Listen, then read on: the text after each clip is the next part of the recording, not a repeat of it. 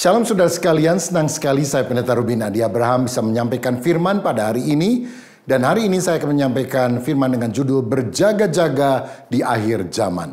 Mari kita akan baca Roma 13 ayat 11 sampai 14 yang berbunyi demikian. Hal ini harus kamu lakukan karena kamu mengetahui keadaan waktu sekarang, yaitu bahwa saatnya telah tiba bagi kamu untuk bangun dari tidur. Sebab sekarang keselamatan sudah lebih dekat bagi kita daripada waktu kita menjadi percaya. Hari sudah jauh malam, telah hampir siang. Sebab itu marilah kita menanggalkan perbuatan-perbuatan kegelapan dan mengenakan perlengkapan senjata terang. Marilah kita hidup dengan sopan seperti pada siang hari. Jangan dalam pesta pora dan kemabukan. Jangan dalam percabulan dan hawa nafsu. Jangan dalam perselisihan dan iri hati. Tetapi kenakanlah Tuhan Yesus Kristus sebagai perlengkapan senjata terang. Dan janganlah merawat tubuhmu untuk memuaskan keinginannya. Saudara sekalian, adalah sebuah kenyataan yang tidak bisa disangkal bahwa kita hidup dalam satu dunia yang semakin tua. Sumber alam makin lama kian menipis dan tidak lama lagi akan segera habis. Beberapa waktu yang lalu saya membaca di sosial media bongkahan pulau es raksasa yang sangat besar di Antartika telah terbelah. Karena apa? Karena masalah pemanasan global yang terjadi. Dan ini akan meningkatkan derajat panas bumi ini. Ya, dunia di mana kita tinggal ini akan segera berakhir. Dan Tuhan Yesus Kristus akan datang lagi pada puncak sejarah dunia. Kapan hal itu terjadi? Tepatnya kita tidak tahu. Karena Matius 24 ayat 36 berkata tentang hari kedatangan anak manusia. Tidak ada seorang pun yang tahu. Malaikat tidak tahu, anak manusia tidak tahu. Hanya Bapa sendiri yang tahu. Karena itu kita tidak boleh menghitung-hitung, meramal-ramal kapan kira-kira Tuhan akan datang kembali. Kalau malaikat dan anak manusia pada waktu itu tidak tahu, pendeta tidak boleh sok tahu tentunya. Tetapi yang jelas, Roma 13 ayat 11 tadi berkata bahwa keselamatan sudah lebih dekat bagi kita daripada waktu kita menjadi percaya. Artinya kedatangan Tuhan sudah sangat singkat, sudah makin dekat lagi. Nah, di ayat 12 dikatakan hari sudah jauh malam, telah hampir siang. Itu menunjukkan sebentar lagi surya kebenaran akan segera muncul. Yesus akan datang. Dalam Wahyu 3 ayat 11, Yesus sendiri pernah berkata, "Aku datang segera. Peganglah apa yang ada padamu, supaya tidak seorang pun mengambil mahkotamu." Saudara, karena Tuhan bilang, "Aku datang segera," kita harus waspada. Kita tidak boleh menjadi tim perencana kedatangan Tuhan. Karena kita nggak pernah diangkat menjadi tim itu yang memikirkan, menghitung-hitung kapan Tuhan datang. Tapi mari kita menjadi tim penyambutan kedatangan Tuhan. Kapanpun Tuhan datang, Maranatha, ya Tuhan, datanglah dengan segera. Nah, walaupun kita tidak tahu kapan kedatangannya, kita harus mengerti apa tanda-tanda yang mendahului kedatangannya. Para murid pernah menanyakan hal ini langsung kepada Yesus dalam Matius pasal 24. Dan di dalam ayat 4 dan 5 dikatakan, jawab Yesus kepada mereka, "Waspadalah supaya jangan ada orang yang menyesatkan kamu, sebab banyak orang akan datang dengan memakai namaku dan berkata, 'Akulah Mesias,' dan mereka akan menyesatkan banyak orang." Alkitab mengingatkan, di akhir zaman akan muncul banyak penyesat-penyesat, Mesias-Mesias palsu. Saudara, beberapa waktu yang lalu muncul sebuah gereja yang bernama Gereja Tuhan yang Maha Besar, yang mengatakan bahwa Mesias itu sudah datang ke dunia. Kalau dulu sebagai laki-laki Yesus, sekarang datang sebagai perempuan. Mereka sangat aktif di sosial media. Bahkan dalam bahasa Indonesia, kita harus waspada. Ini adalah salah satu penyesat yang muncul di akhir zaman. Jangan dengarkan mereka. Ciri yang berikutnya adalah di ayat 6 dan 7a. Dikatakan kamu akan mendengar deru perang atau kabar-kabar tentang perang. Namun berawas-awaslah, jangan kamu gelisah, sebab semuanya itu harus terjadi. Tetapi itu belum kesudahannya. Sebab bangsa akan bangkit melawan bangsa dan kerajaan melawan kerajaan. Sepanjang sejarah peperangan sudah terjadi di mana-mana, menimbulkan korban jiwa yang begitu banyak, kerugian harta benda yang tidak sedikit. Tapi manusia dengan angkara murkanya masih tetap melanjutkan peperangan. Bahkan mereka menyiapkan diri untuk menyambut perang dunia ketiga, saudara. Nah, di dalam kitab Wahyu, kalau saudara pelajari, nanti pada waktu Antikris memerintah, akan ada 2 perang besar yang melibatkan negara-negara di dunia. Perang pertama disebut Gog dan Magog. Ini adalah perang antara kerajaan-kerajaan di utara Israel dan juga di selatan Israel akan menjepit mereka. Kalau saudara tarik garis lurus dari Israel, di atasnya itu Turki. Di atasnya lagi adalah Rusia atau negara dulunya Uni Soviet. Sedangkan selatannya adalah negara-negara Afrika. Berkaitan dengan itu juga negara-negara Arab. Akan terjadi perang utara dan selatan. Tapi kemudian akan disusul oleh perang kedua yang juga tidak kalah hebatnya, yaitu perang Harmagedon. Kalau yang pertama utara dan selatan akan menjepit Israel, yang kedua ini barat, negara-negara barat, Eropa dan sekutunya akan berperang dengan negara-negara timur. Akan ada 200 juta orang datang dari timur. Saya percaya China pasti ikut serta, mungkin dia akan kerjasama dengan negara-negara yang lain, barangkali Jepang atau Korea Utara dan sebagainya, menjepit Israel. Tapi pada waktu perang Harmagedon itulah Tuhan Yesus akan datang kembali, menghukum antikris dan mencampakkan iblis dan pengikutnya 1000 tahun lamanya di dalam jurang yang tak terduga dalamnya. Peperangan itu sudah terjadi dan akan terjadi lagi dalam skala yang lebih besar. Ini merupakan tanda kedatangan Kristus. Tanda yang ketiga adalah ayat 7b, akan ada kelaparan dan gempa bumi di berbagai tempat. Kelaparan menghantui banyak umat manusia hari-hari ini. Karena itulah di Indonesia Presiden Jokowi membuka banyak lumbung pangan di mana-mana, menggerakkan orang-orang untuk mulai bercocok tanam. Tahukah saudara, menurut Persatuan Bangsa-Bangsa, setiap malam diperkirakan ada 100 juta anak kecil yang tidur dengan perut kosong. Dan setiap tahun diperkirakan ada 12 juta bayi yang mati karena kelaparan. Ini sesuatu yang menyedihkan. Alkitab juga mencatat bahwa akan terjadi gempa bumi di berbagai tempat. Oh, tiap berapa hari sekali kita mendengar gempa bumi di berbagai tempat. Di Haiti, beberapa waktu yang lalu dihantam gempa bumi hebat. Di Indonesia juga sering sekali terjadi gempa bumi. Baik vulkanik karena letusan gunung berapi, tapi juga yang sangat berbahaya itu tektonik, saudara. Karena lapisan bawah bumi yang bergeser. Itu merupakan tanda kedatangan Tuhan sudah makin dekat. Dan tanda berikutnya dicatat pada Matius 24 ayat 9 dan 10. Pada waktu itu kamu akan diserahkan supaya disiksa. Dan kamu akan dibunuh dan akan dibenci semua bangsa oleh karena namaku. Dan banyak orang akan murtad dan mereka akan saling menyerahkan dan saling membenci. Ini bicara soal aniaya yang akan terjadi dan kemurtadan dari orang-orang yang tidak bertahan akan terjadi. Saudara, hari-hari ini banyak orang Kristen di Afghanistan menjadi sangat ketakutan karena Taliban memegang kekuasaan.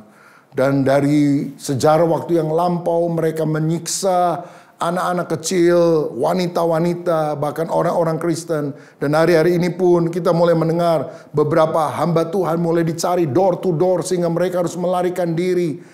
Dan kemudian mereka mengalami penyiksaan, bahkan ada yang mati dibunuh. Sesuatu yang sangat memprihatinkan. Bukan hanya di Afghanistan, tapi banyak negara lain juga seringkali mengalami aniaya. Tetapi di ayat 13 ada firman yang berkata, tetapi orang yang bertahan sampai pada kesudahannya akan selamat. Haleluya, ini janji Tuhan. Ayo kita bertahan sampai akhir. Artinya jangan menyangkali Kristus. Harus memiliki iman yang teguh di dalam Dia.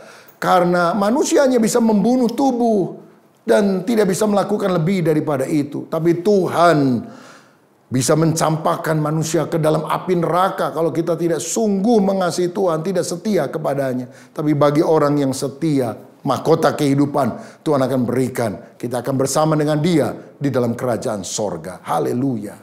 Nah saudara, kedatangan Tuhan ke dunia ini akan terjadi dalam dua tahapan yang berbeda.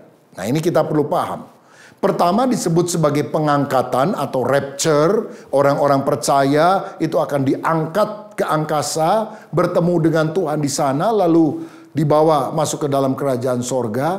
Dan setelah kurun waktu tertentu, Kristus dan orang-orang kudusnya akan datang kembali dari sorga untuk menjejakkan kaki di bumi.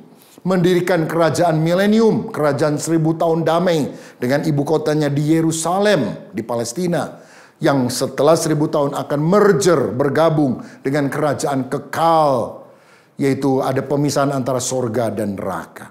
Bagaimana peristiwanya itu akan terjadi? Bersyukur 1 Tesalonika 4 ayat 16 dan 17 mencatat peristiwanya.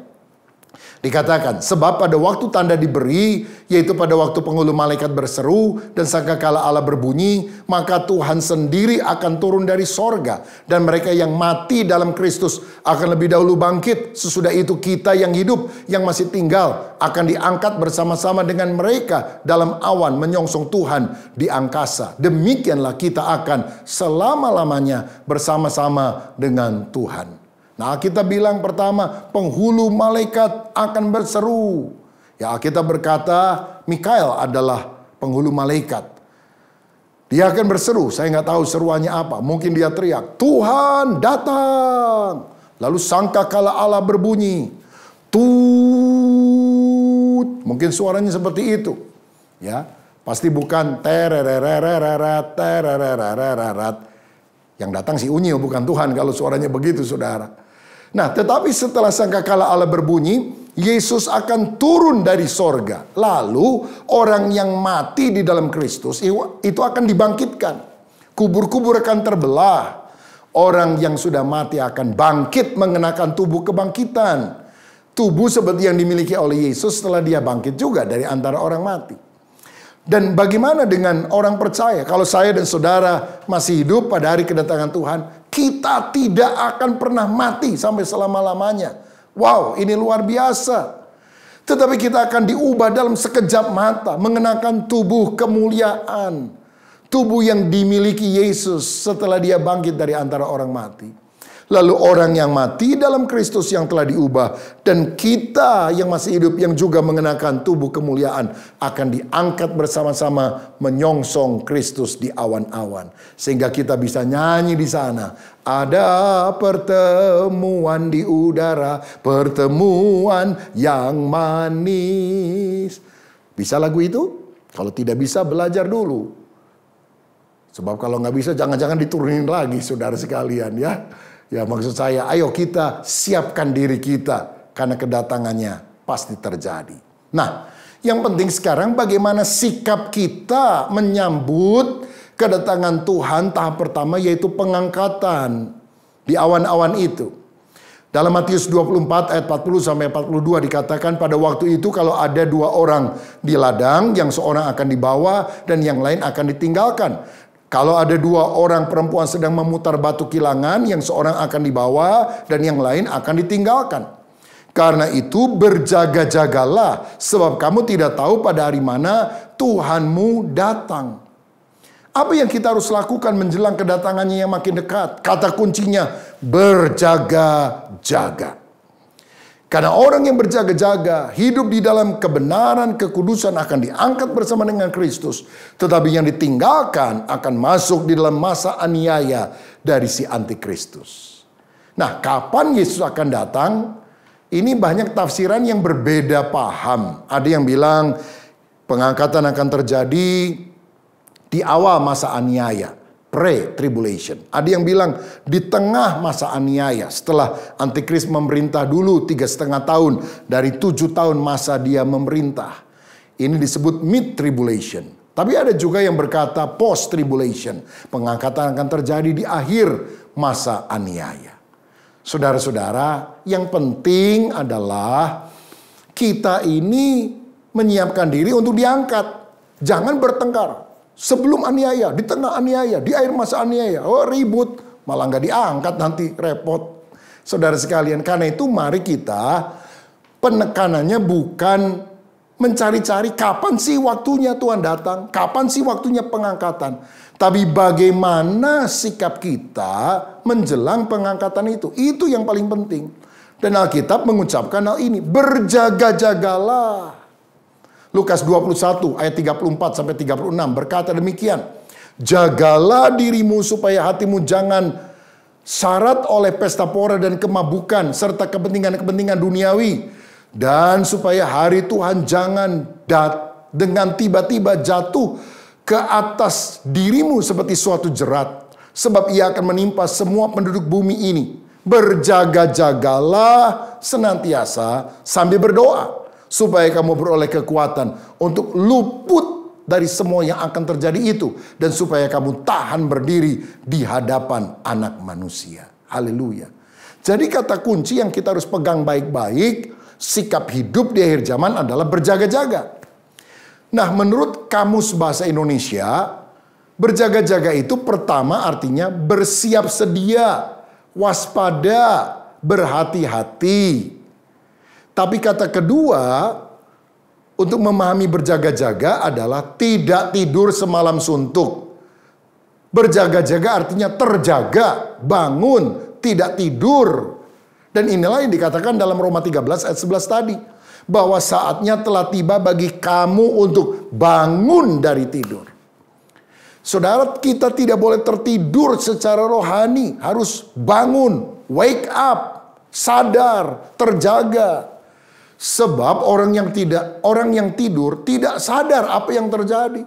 Oh, kita sibuk melakukan berbagai hal. Seakan-akan dunia ini akan berlangsung terus sampai selama-lamanya. Tiba-tiba hari Tuhan datang menyergap kita dan kita tidak siap. Bagi orang yang tidak siap, kedatangannya itu seperti pencuri. Tapi bagi orang yang berjaga-jaga, kedatangannya justru seperti mempelai pria yang akan menjemput mempelai wanita. Dan kita akan dibawa di dalam kemuliaan, dalam sukacita yang tak terkatakan. Nah, sekarang apa aplikasinya, penerapan simpel dalam kehidupan kita? Saudara, untuk berjaga-jaga itu ada hal yang harus kita tanggalkan atau buang, yaitu perbuatan kegelapan. Sebaliknya, ada hal yang harus kita lakukan, yaitu mengenakan perlengkapan senjata terang. Apa saja yang kita harus tanggalkan? Ada 3 hal yang saya mau jelaskan berdasarkan ayat tadi. Yang pertama, tanggalkan pesta pora dan kemabukan. Jangan hidup hura-hura seperti orang pada zaman Nuh, seperti orang pada zaman Lot, makan, minum, kawin, mengawinkan. Kawin nggak apa-apa, tapi kalau kawin mengawinkan, kawin mawin artinya nikah cerai, nikah lagi cerai, wah sana sini. Itu jelas hidup di dalam dosa. Makan pun nggak dosa, tapi rakus itu dosa, saudara-saudara. Saudara tahu ada orang yang mati gara-gara lingkar perutnya itu lebih panjang dari tinggi badannya. Mati dia. Istilahnya perutnya meletus, saudara. Makan nggak dosa, tapi jangan rakus, jangan serakah. Saudara tahu 60% orang yang ada di Amerika Serikat dan Eropa itu overweight, kelebihan berat badan. Karenanya mari kita bukan hidup untuk makan, tapi sebaliknya kita makan untuk hidup. Tapi hidup kita sendiri digunakan untuk memuliakan Tuhan. Hal kedua yang kita harus tanggalkan adalah percabulan dan hawa nafsu. Ini sesuatu yang sangat tidak berkenan kepada Tuhan. Saudara, pada masa kini percabulan dan hawa nafsu dianggap sesuatu yang biasa. Ya, mau cabul sama lawan jenis, sama sesama jenis, itu dianggap biasa, hak asasi manusia. Oh, ini jelas sekali akan mendatangkan hukuman Tuhan. Seperti kepada orang di zaman Sodom dan Gomora. Karenanya di Roma 13 ayat 14b tadi dikatakan, jangan merawat tubuhmu untuk memuaskan keinginannya. Keinginan daging, hawa nafsu harus ditekan, harus dimatikan, harus bertobat kita ini dari segala dosa pada pikiran, pada mata, pada perbuatan, pada sikap hati, pada apapun juga. Kita mau hidup kita dikuduskan makin berkenan kepada Tuhan. Nah, kalau Tuhan masih memberikan kesempatan untuk kita hidup sampai hari ini, jangan digunakan untuk kesenangan dosa, tapi sebagai kesempatan untuk kita berbalik, bertobat kepada Tuhan. Karena 2 Petrus 3 ayat 9 berkata, Tuhan tidak lalai menepati janjinya. Sekalipun ada orang yang menganggapnya sebagai kelalaian, tetapi ia sabar terhadap kamu karena ia mengendaki supaya jangan ada yang binasa, melainkan supaya semua orang berbalik dan bertobat. Tuhan gak mau ada satupun orang masuk neraka, tapi ada syaratnya. Harus berbalik, harus bertobat kepada Kristus, beriman kepada Dia agar kita diselamatkan. Saudara sekalian, hal ketiga perbuatan gelap yang harus ditinggalkan adalah perselisihan dan iri hati. Jangan hidup di dalam kebencian, dendam sama anggota keluarga, dendam sama teman dulu yang pernah dekat, sekarang menjadi musuh yang paling utama. Ayo kita tinggalkan semuanya itu. 1 Yohanes 3:15 berkata, setiap orang yang membenci saudaranya adalah seorang pembunuh manusia. Dan kamu tahu bahwa tidak ada seorang pembunuh yang tetap memiliki hidup yang kekal di dalam dirinya. Apa cirinya orang itu lahir baru? Kalau kasih Allah mengalir dalam hidupnya sehingga dia bisa mengampuni orang lain. Sehingga ketika orang menyakiti kita bisa seperti Yesus yang berkata, Bapa ampunilah mereka karena mereka tidak tahu apa yang mereka perbuat. 3 hal dosa yang kita harus tanggalkan. Jangan sampai kita melakukan 3 hal ini pada saat dimana Yesus segera akan datang. Tetapi sebaliknya, kenakanlah, kata firman, perlengkapan senjata terang. Ayat 14 berkata, kenakanlah Tuhan Yesus Kristus, karena dialah perlengkapan senjata terang itu. Artinya, jadikanlah Yesus bukan hanya sebagai juru selamat yang mengampuni dosa kita, tetapi menjadi Tuhan, menjadi Raja yang kita taati 100%. Biar Dia menguasai hidup kita, membuat kita menjadi anak terang, orang yang hidup dalam kebenaran. Saudara, berikan hidupmu 100% bagi Yesus. Jangan cuma 90% atau bahkan 99,9%. 100% bagi Yesus atau tidak usah sama sekali. Mengapa Yesus Kristus harus menjadi Tuhan dan Raja dalam kehidupan kita? Yang pertama, karena Yesus sanggup mengisi hati kita yang kosong. Matius 11 ayat 28, Yesus berkata, marilah kepadaku semua yang letih lesu dan berbeban berat, aku akan memberi kelegaan kepadamu. Hari ini jutaan manusia di dunia mengeluh dan menangis mencari pemuasan hati. Mereka mencarinya dalam uang, dalam gelar, dalam ketenaran, dalam nafsu. Semuanya kosong. Seperti yang pernah disampaikan seorang yang bernama Agustinus dalam bukunya My Confession, pengakuanku. Dia bilang, ya Tuhan, Engkau telah menciptakan kami dengan hati yang selalu resah dan gelisah sebelum kami mendapatkan ketentraman di dalam Engkau. Saudaraku yang hatinya gelisah, datanglah kepada Yesus. Bertobatlah dan katakan, Tuhan, Engkau melihat hatiku yang kosong. Ampunilah dosaku, masuklah di dalam hidupku. Kalau engkau menjadikan Yesus hari ini sebagai Tuhan dan Raja, engkau diselamatkan oleh Tuhan. Hatimu akan penuh dengan sukacita. Saya teringat Raja Rock and Roll sepanjang masa yang sangat populer pada zamannya, Elvis Presley. Oh, kaya raya, tenar. Tetapi menjelang akhir hidupnya, dia minta seorang temannya yang bernama Denny Miller. Dia bilang, Denny, maukah engkau menyanyikan sebuah lagu bagiku? Lagu apa, Elvis? Dan Elvis ternyata tidak minta lagu rock and roll untuk dinyanyikan. Elvis berkata, nyanyikan bagiku lagu Rock of Ages. Batu karang yang teguh, itulah Yesus Kristus. Rock of Ages, cleft for me. Let me hide myself in thee. Lihat saudara, Raja Rock and Roll menjelang akhir hayatnya, dia justru rindu Rock of Ages, Tuhan Yesus Kristus, menjadi perlindungan kehidupannya. Betapa kita membutuhkan Yesus.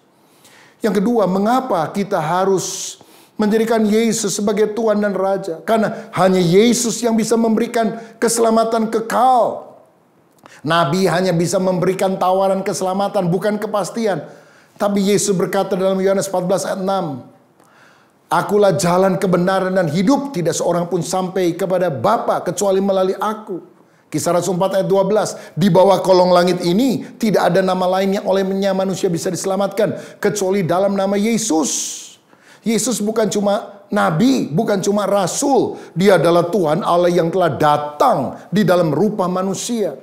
Dia mencari orang berdosa, termasuk saya dan saudara. Dia memikul salib bukan karena kesalahannya, tapi karena dosa yang menyebabkan dia rela menanggungnya. Dosa kita, dosa saya dan saudara yang dipikulnya. Dan kalau engkau bertobat percaya, dosamu diampuni, engkau dijamin masuk ke dalam kerajaan sorga. Saudaraku, undanglah Yesus hari ini sebagai Tuhan dan Juru Selamat. Terimalah berita Injil. Dan yang ketiga, kenapa Yesus harus kita jadikan sebagai perlengkapan senjata terang, sebagai Raja, sebagai Tuhan? Karena Yesus akan memakai kita menjadi alat terangnya. Kita berkata dalam 2 Korintus 5 ayat 17, jadi siapa yang ada di dalam Kristus, dia adalah ciptaan yang baru. Yang lama sudah berlalu, sesungguhnya yang baru sudah datang. Hidup yang kotor kita tinggalkan. Sekarang kita hidup baru, hidup yang dipakai untuk menyatakan kemuliaan Allah. Saya percaya Allah punya rencana sejak jutaan tahun yang lalu. Dia sedang memilih orang-orang percaya di akhir zaman untuk menjadi alatnya, dipakai Allah secara luar biasa. Dan saya mau katakan, orang yang sedang dia cari adalah engkau. Saudara yang sedang dicari oleh Allah. Saudara yang akan dipakai oleh Allah. Maukah engkau berkata, ini aku, utuslah aku ya Tuhan. Aku tidak mau menjadi alat iblis, tapi menjadi hamba Tuhan. Aku tidak mau mengikuti keinginan diriku sendiri, tapi keinginan Tuhan. Bahkan di masa pandemi ini, saya percaya ada revival besar akan terjadi. Saya membaca sejarah, ada revival after plague, atau setelah masa wabah. Di abad kedua misalnya ada wabah Antonin, 1/4 kekaisaran Romawi. Orang-orang di sana mati karena wabah itu. Namun ini kemudian menyebabkan penyebaran kekristenan melalui pelayanan kasih dari orang-orang percaya kepada orang-orang susah, dan juga pelayanan-pelayanan rohani yang mereka berikan kepada masyarakat luas pada masa wabah itu. Abad ketiga ada wabah Siprianus. Ini seperti wabah Ebola. Tapi kekristenan justru makin bertambah pesat pertumbuhannya pada saat masyarakat melihat pelayanan kemanusiaan dari gereja-gereja. Abad ke-16 wabah pes terjadi di Jerman, di Eropa. Tetapi orang-orang Kristen tidak meninggalkan pos pelayanannya. Para pendeta, para dokter, wali kota Kristen tetap melayani masyarakat seperti biasa walaupun mereka punya kemungkinan untuk tertular dan mati. Tetapi kemudian orang melihat dedikasi dan pelayanan kasih para pengikut Kristus itu menjamah hati masyarakat non-Kristen. Sehingga akhirnya penuaian jiwa terjadi. Bukankah hal itu juga bisa terjadi pada masa ini? Ketika pandemi COVID-19 merajalela di mana-mana. Saudara, kita harus bangkit menjadi alat kemuliaan Allah. Menyatakan kasih lewat pemberitaan Injil. Lewat pelayanan kasih holistik, diakonia yang kita lakukan, supaya hati orang yang selama ini tertutup oleh Roh Kudus, hatinya digerakkan dan terbuka. Dan Matius 24 ayat 14 akan tergenapi pada zaman kita. Dan Injil kerajaan ini akan diberitakan di seluruh dunia, menjadi kesaksian bagi semua bangsa. Sesudah itu barulah tiba kesudahannya. Saudara, pada akhir zaman, menjelang kedatangan Tuhan kali kedua, mari kita berjaga-jaga. Hiduplah di dalam doa, intim dengan Tuhan. Hidup kudus, taat kepada firman. Dan hidup untuk memberitakan Injil, sehingga kita dipakai menjadi alat kemuliaannya.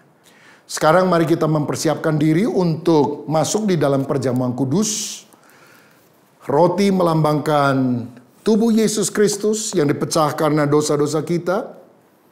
Sedangkan Anggur melambangkan darah Yesus yang juga dicurahkan bagi kita. Saudara siapkan roti dan anggur sementara saya membacakan firman Tuhan dari 1 Korintus pasal 11 ayat 23. Sebab apa yang telah kuteruskan kepadamu telah aku terima dari Tuhan, yaitu bahwa Tuhan Yesus pada malam waktu ia diserahkan mengambil roti, dan sesudah itu ia mengucap syukur atasnya. Ia memecah-mecahkannya dan berkata, inilah tubuhku yang diserahkan bagi kamu. Perbuatlah ini menjadi peringatan akan aku. Mari kita siapkan roti di tangan kanan kita.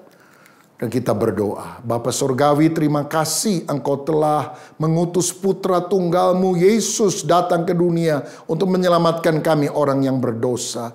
Tubuhmu telah dipecahkan ya Tuhan Yesus untuk menyelamatkan kami. Karena itu saudara yang dikasih Tuhan, angkatlah roti di tangan kananmu tinggi-tinggi. Apakah saudara percaya roti yang diberkati ini ada persekutuan dengan tubuh Tuhan Yesus yang telah dipecahkan karena dosa-dosa kita? Amin. Kita makan dengan iman dalam nama Yesus.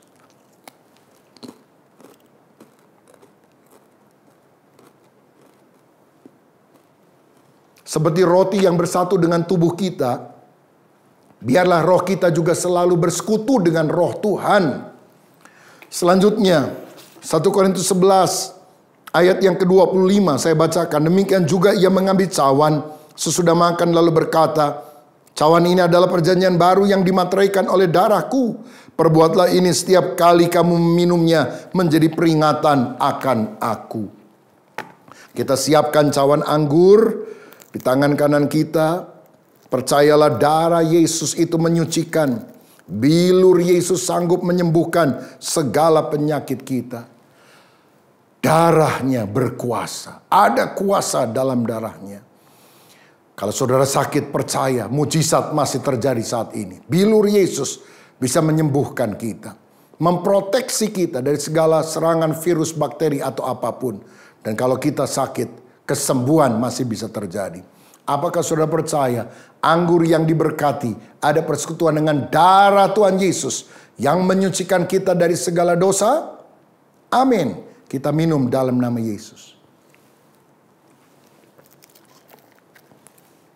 Terima kasih Tuhan, terima kasih Tuhan, terima kasih. Biar roh kami selalu menyala-nyala, menyambut kedatangan-Mu kembali. Biar kami tidak tertidur secara rohani, tapi berjaga-jaga, siuman, sadar.